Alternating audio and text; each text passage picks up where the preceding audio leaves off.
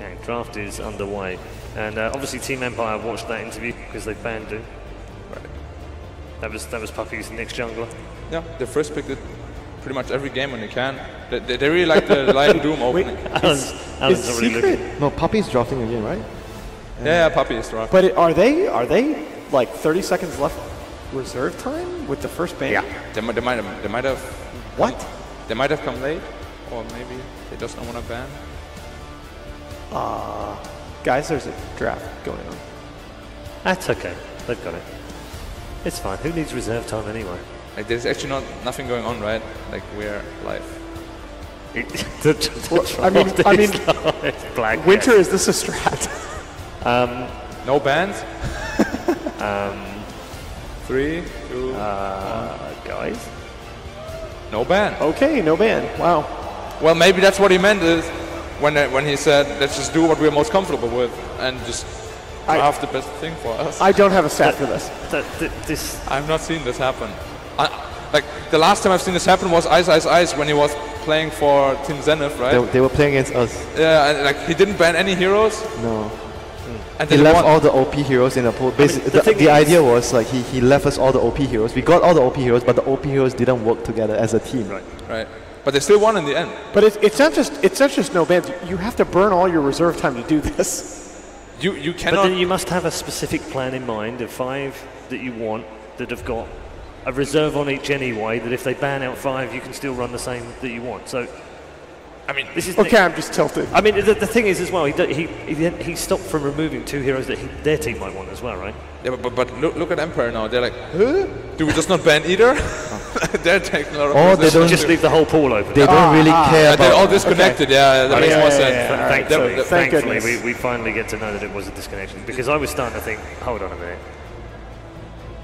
All right. Okay. So they're going to remake, and it does give you a chance to just calm down a little bit, boys, and not get too carried away, because that. I was trying to look behind, like. But the thing is, wrong? You wouldn't put it past Puppy to do something like that. I mean, you just wouldn't. This is the major. It's a best-of-1 loser bracket final. You do not want to do this. Trust me. Last time I've seen this was in an online tournament, and they barely won. And I don't know how Empire would feel if that actually was like the case. Yeah. Okay. Well, they're going to remake, which is a chance to talk about statistics, Alan. You'll like this one in particular. In the last match, in the VGR game, we actually had a new record set for most amount of appearances in Valve tournaments games. DDC, 124. Of course. Puppy is playing his 124th game right now, so he's tied with him, and Hao is 1 behind, who plays tomorrow.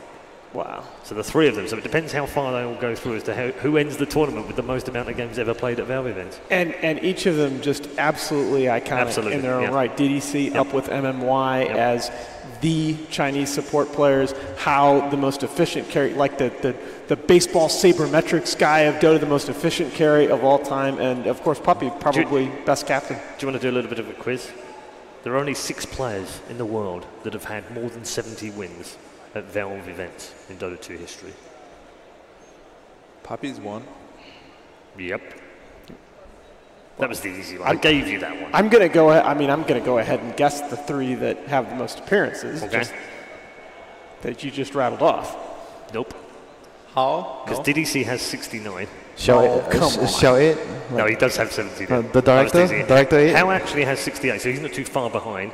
All right. Sylar has the most wins of all players, all-time at Valve events. Also, by far the best. Like his KAD is stupid. It is ridiculously high. Yeah. Puppy, Xiao, Universe, RO2K, and Super. Those are the players, and obviously now joined by DDC, who just hit his 70th win at Valve events. I mean, it's astonishing when you think that's 5 years worth of internationals plus the majors that we've already had in the last 3 as well. There's now only 5 players in history who've been to all Valve events. We're starting to lose these players now. We have to hold on to them. They're precious. Yeah, they're becoming rare things that have been to every Valve event. But the thing is, we as the viewers, we can't do much. We have to just trust them. Yeah. What do we do? Wow. Spirit Bomb EE. Is that where we're going with that? Okay, we've remade the draft. We're back in. We do have 2 bans on each team, thankfully, and a first pick life stealer from Empire. They actually banned out the position 4 support of Empire. I'm not sure how to pronounce his name. Miposhka. Is it Miposhka? Yeah. Like they're targeting Miposhka right from the start. I'm telling you guys, Empire, the key to beating them is controlling Miposhka and King R. They are so dynamic as a team when those supports are moving around the map making things happen. I agree completely. He has been in the spotlight many, many times. Yeah. A Dazzle first pick from Secret. Haven't seen too many of those, but it might lead to a Huskar later because Secret actually has a history of running Huskar. Yeah. But Empire are going to see that. Kind of a pocket strategy. Empire are going to see that. Second phase. Hopefully. For their sake. Yeah, for their sake. Black's already worried. He's like, watermelon man. And this is really what they started going to at Shanghai. When they were playing, they were struggling a little bit, not necessarily to the same extent, but coming into that tournament, they went to the Tide Enigma combo early on in the group stage, really refocused around those teams, that team play, those team fights. I love the Disruptor pickup right after because he actually counters Tidehunter. If you put him in a kinetic field and put your ult on top of him, even though he has his OP passive, it is really OP by the way. OP passive? It's a super OP Kraken Shell, man. No, but Static Storm applies to silence continuously. Exactly, yeah. Right? He won't be able to Ravage. Right, and Empire, by the way, seeing how successful VGR were with this open in the last game. Right. Although they have the Dazzle to already counteract that. Because he can probably just grave him and then he has 5 seconds to get Ravage up anyway. It's gonna be like, who's out of position, who's not. Come on, Winter, you're my clutch ace in the hole here when it comes to calling these drafts. What are you seeing, man? I'm thinking what Secret is trying to do, like what type of system they're trying to run, because they're going back to the old system where they open drafts with Dazzle. And we've been always talking about Secret. Their recent problems has been always the lack of farm distribution, like the way they distribute the farm. So I'm curious to see if they're actually going to just focus more on the 3 cores, put all the farm on the 3 cores and play 2 poor support. Because the past 2 months they've been playing out Puppy and like jungling and much more greedy support. So is the Dazzle opening going to mean that they're actually going to just put way less farm on both of their supports and just put all the farm on the 3 cores? I would love for Secret to go back to the Slark. You and I spoke about this, Alan. Slark has been a staple hero of Eternal Envy in their Shanghai success, and like the bans indicated could be a Slark. Darkseer and Axe both are very, very strong against Slark.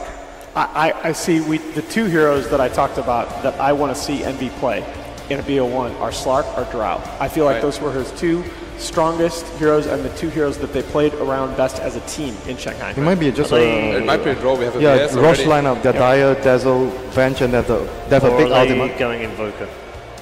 On Secret? They might, like, nothing against Arteezy, but I don't think his Invoker is like super sharp right now. It's been actually it's been. He's had a couple of really good games on it recently. They just haven't played well around. He's won 3 out of 5. Right. So I just think the problem with Arteezy Invoker is he farms really late. He gets into late game, which is the problem of the hero getting there. But I just feel in late game he doesn't have enough experience to use the spells properly as people like we would, for example, who played like a ton of games on the hero. I'm not going to let them have the DP, that's for sure. So that's gone. But there's still a lot of heroes that can use the Roshan right now. There's Ursa, there's Lycan. I mean, with Venge, pretty much all heroes can do an easy Rosh though. Basically, that's what we see right now, how they are building their lineup. Right. They have 2 supports that help Rosh, very good in the lane. They have a big AoE control that helps when you are being contested at the Roshan. So it deters the opponent from trying to fight you at the Roshan. What is also really good, we spoke about the kinetic field and Disruptor ult on Tide. Now they actually have 2 measures against it. They can either swap him out or grave him, and that's going to lead to a really good Ravage usually.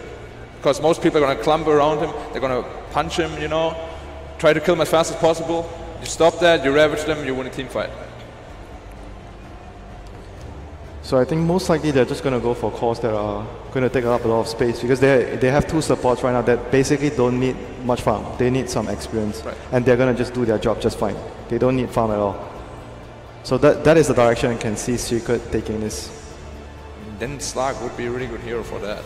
Because Drow is more team-oriented, and Tidehunter is typically not the best Drow hero, because obviously he's melee. But it does help with the overall strat, right? Exactly. And he does have with the weaknesses too. You get a mech and you group up and you push with Drow. Right. But that's the big issue that most Drow lineups have to address is they have to find some way to initiate. Right. Tidehunter solves that. He's relatively autonomous in the off lane. Right. Or you don't have to initiate because you just have to siege the tower. You force the enemy to jump onto you, and your you're getting an early mech on the Tide, and you're just waiting for them to come on. You pop your mech and you pop your Ravage to counter initiate. You don't have to make the first move because you're sieging. They're obviously thinking hard. They've already used 2 minutes of the bonus time in this pick. Yeah, because this is the junction where they should decide whether they're going to build a Roche strat, right, or they're going to go for a very early game strat, or they're going to go for late Phantom game. Lancer. Wow. Bring up the PL. I actually think DK is one of the better heroes against the PL lineup in general. It's pretty good versus Lifestealer though. That is true, but if a Lifestealer ever gets Mjolnir, then PL is not that big of a problem. Yeah, and that's part of why the current Lifestealer is so hard to address, is that he has a lot of freedom in terms of his item builds. Once he gets that armlet up, he's fairly free in terms of what he builds next. We spoke about it as well. If they ever get the initiation on the PL with an infested Naix, for example in the Dragon Knight, the PL, he's gonna be very, very low HP and his illusions will just die instantly. Right. As soon as they spawn, they will die. Even more silence for the Tide. We'll go with Ricky. Basically what's going to happen is the Ricky is going to try to find the Dazzle and the Venge in team fights. They're going to focus on to get infested with the Naix. Yeah, the target in front, and the Ricky is going to try and eliminate the Dazzle or the Venge. Right. Or at least silence them in critical moments. Yeah. So we see a very clear game plan about how Empire is going to approach the team fights, what they're going to be attempting to do, and it looks really promising. Of strategy that they want to deal with the Dazzle and the Venge. It feels like it's very hard to execute against Venge and Dazzle. Yes. Like their lineup is definitely way harder to execute. We totally forgot about Beastmaster. Yeah, and they didn't. Wait, no, nobody picked Beast so far. And Bounty Hunter too, 7-0 coming into today, getting through these drafts. Yeah. That's a really good ban, by the way. Okay. Yep, that's to protect the Lifestealer and the DK. And like I mentioned, I think Secret are going to gear up towards a tri-core. 3 heroes they're going to farm a lot. I mean, Secret probably has to go back to an Invoker now. Unless never mind, they just banned Razor. But usually I think they would prefer Razor right now because it's one of Arteeze's premier heroes as well. Yeah, DP and Razor really he brought into the meta a couple patches ago by really showing the farming potential of those heroes. Right. But right now what do we have left? It's pretty much just Invoker.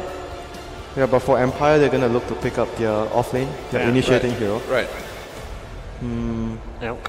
Well, there's still a bad rider. There's still a bad rider if they wanted that, but it's not that good against... There's Venge, though. They already have Venge, they have Tidehunter as well.